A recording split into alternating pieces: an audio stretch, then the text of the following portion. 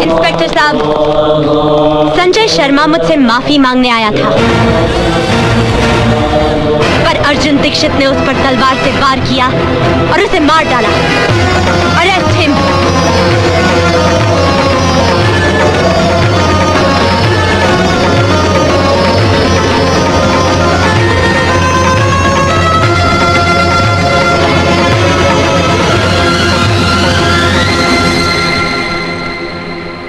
की वजह से मुझे एक रात हवालात में गुजारनी पड़ी। वहां प्रोफेसर दीक्षित को यूनिवर्सिटी से निकाल दो, नौकरी छीन लो उस साले की। बकवास बंद करो। प्रोफेसर दीक्षित ने अगर तुम्हारा भाड़ा फोड़ दिया तो उसकी सजा तुम भुगतो। लेकिन मेरी बात तो सुनो मां। संजय, एक बात मेरी ध्यान से सुन लेना। मैं तुम्हें आखिरी चेतावनी देती हूँ, अगर भविष्य में तुम्हारी कोई शिकायत मेरे पास आई तो मैं तुम्हें कानूनी तौर पर इस परिवार से बेदखल कर दूंगी।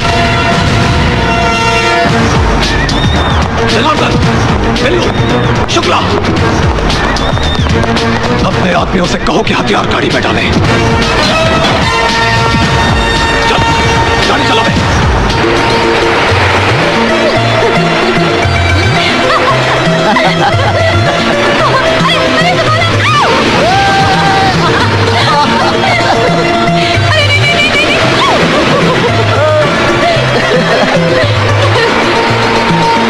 That was great fun.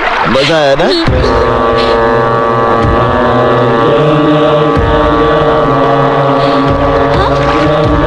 अरे यहाँ बोट रोकिए ना, थोड़ी देर के लिए बोट रोकिए प्लीज प्लीज प्लीज प्लीज।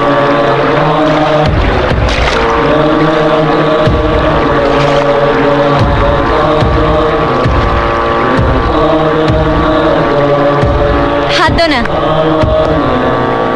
ये क्या हो रहा है अर्जुन?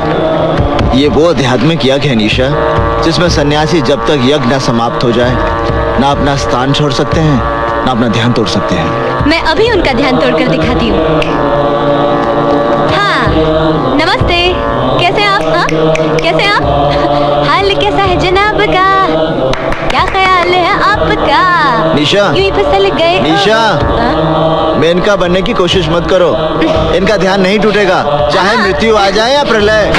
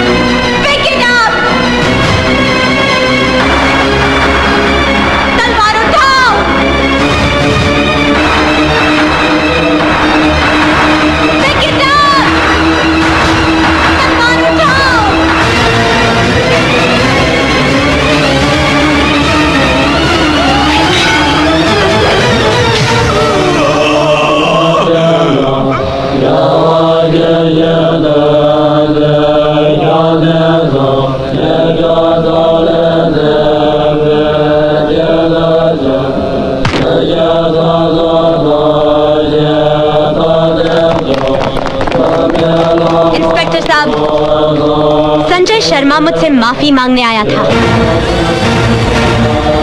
पर अर्जुन दीक्षित ने उस पर तलवार से वार किया और उसे मार डाला। Arrest him.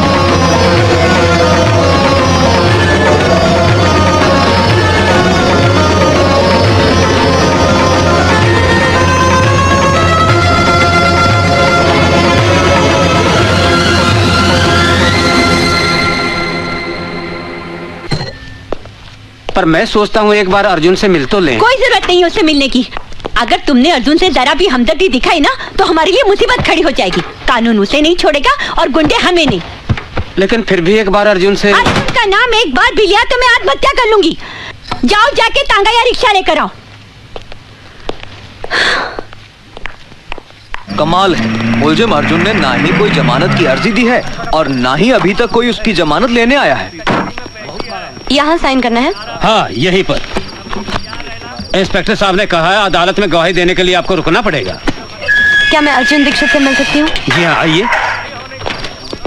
माँ साहब आपसे मिलने के लिए कई मर्तबा मुझसे कह चुके हैं और मैं ये सोचकर नहीं बोला कि शायद आप उनसे मिलना ना चाहती हूँ। मैं अर्जुन दीक्षित से मिलना चाहती हूँ। माँ साहब आपसे मिलने निशा जी आई हैं। निशा, निशा तुमने मेरे साथ ऐसा क्यों किया? बताओ मेरे साथ ऐसा क्यों किया? यही बताने के लिए मैं तुम्हारे पास आई हूँ प्रोफेसर अर्जुन दीक्षित। मेरा पूरा नाम है निशा चोपड़ा। मैं संगीता चोपड़ा की बहन हूँ। संगीता चोपड़ा याद है या भूल गए?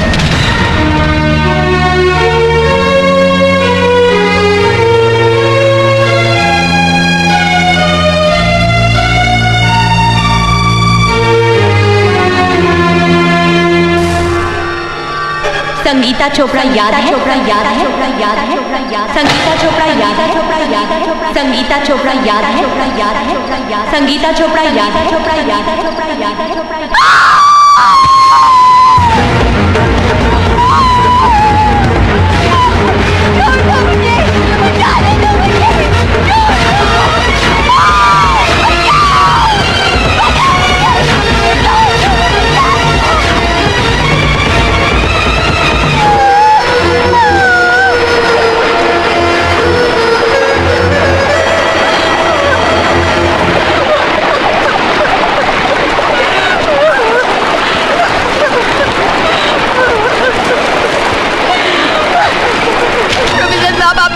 अपनी आंखों से देखा।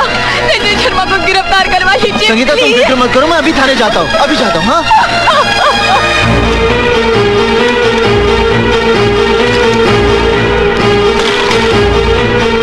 इंस्पेक्टर साहब, संगीता चोपड़ा मेरी छात्रा है। संजय शर्मा ने उसके साथ बलात्कार किया मेरी आंखों के सामने। आप रिपोर्ट लिखिए ना। हाँ। एक मिनट इंस्पेक्टर साहब, आप एक मिनट बैठिए। हेलो, मैं इंस्पेक्टर मिश्रा बोल रहा हूँ। मामला बहुत सीरियस है। हाँ, मैं संगीता चोपड़ा के रेप केस की ही बात कर रहा हूँ। उसके आई विटनेस मेरे सामने बैठे हैं, प्रोफेसर दीक्षित। जी बहुत अच्छा। प्रोफेसर दीक्षित, मैं आपकी रिपोर्ट भी लिखूंगा और सख्त से सख्त कार्रवाई भी करूंगा, लेकिन पहले आप अपने घर जाइए।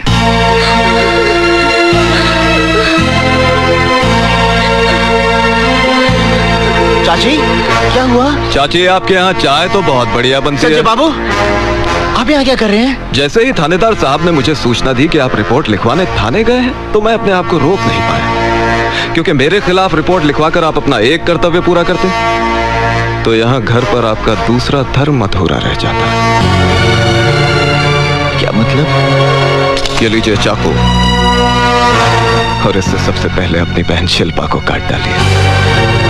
संजय बाबू, क्या है माँ साहब, जब आप रिपोर्ट लिखवाएंगे तो यकीनन पुलिस मुझे गिरफ्तार कर लेगी, पर 1-2 दिन में मेरी जमानत हो ही जाएगी। उसके बाद आपकी जवान बहन के साथ जो कुछ होगा उसे देखकर आपको अफसोस होगा कि मैंने अपनी बहन को पहले ही क्यों नहीं मार डाला।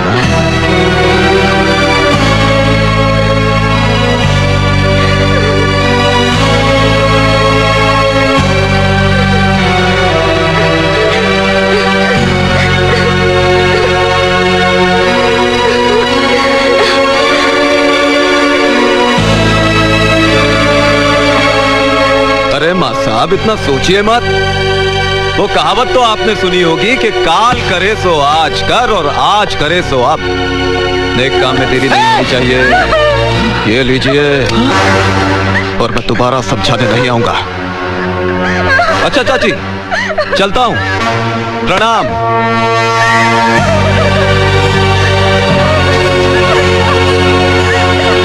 अरे थानेदार साहब, भला मैं इसका बलात्कार क्यों करूंगा? ये राज से नहीं, झूठ बोल रहा है। बलात्कार करने का सवाल ही नहीं उठता है। ये साली तो खुद मेरे आगे पीछे घूमती इसने है। मेरे साथ जबरदस्ती की इसे है। जवानी का एहसास भी मैंने ही कराया। आइए दीवान जी आइए बैठिए। हाँ।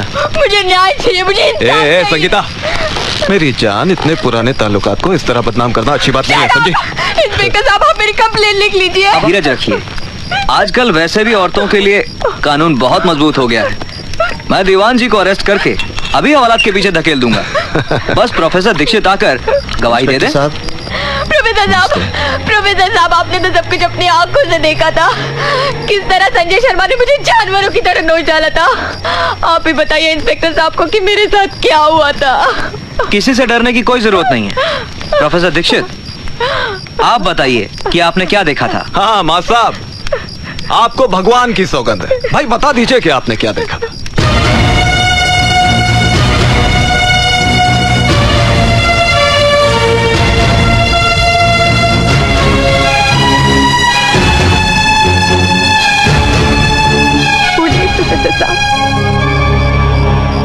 मैंने कुछ नहीं देखा।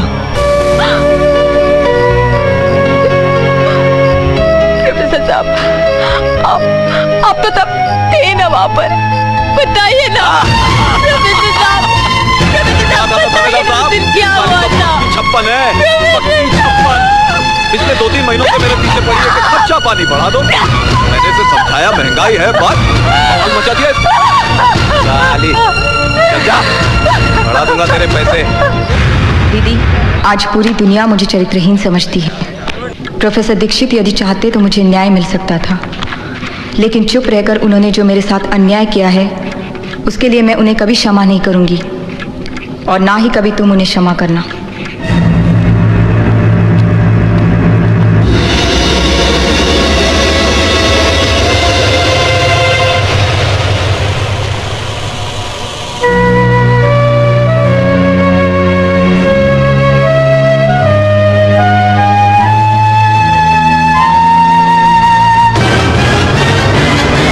प्रोफेसर दीक्षित को मैं कभी माफ नहीं करूंगी, और ना ही तुम कभी उसे क्षमा करना, और ना ही तुम कभी उसे क्षमा करना, और ना ही तुम कभी उसे क्षमा करना, और ना ही तुम कभी उसे क्षमा करना।